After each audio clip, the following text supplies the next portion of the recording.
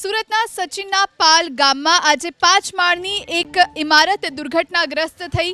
આ ઇમારત પડી ભાંગી, જેના કારણે કેટલાક લોકો ફસાયા હોવાની જાણકારી પ્રાપ્ત થઈ રહી છે। એક મહિલાનું રેસ્ક્યુ કરવામાં આવ્યું છે। બિલ્ડિંગ ધરાશયી થતાં 15 લોકો ઇજાગ્રસ્ત થયા। કાટમાળમાં દબાયેલી એક મહિલાને બચાવવામાં આવી। હજુ 2 થી 3 લોકો ફસાયા હોવાની આશંકા છે। જેસીબીની મદદથી કાટમાળ હટાવવાની કામગીરી કરવામાં આવી રહી છે। એનડીઆરએફની એક ટીમ પણ સ્ટેન્ડ બાય રાખવામાં આવી।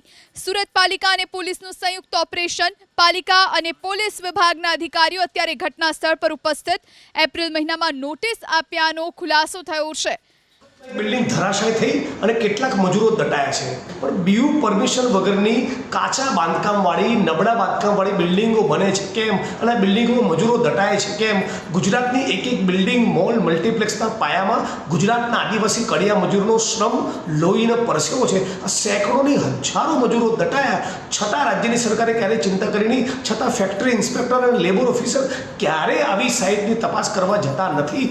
આજે મજૂરો દટાયા, એમને બધાને તાબડતોબ યોગ્ય ટ્રીટમેન્ટ મળી, હવે અપેક્ષા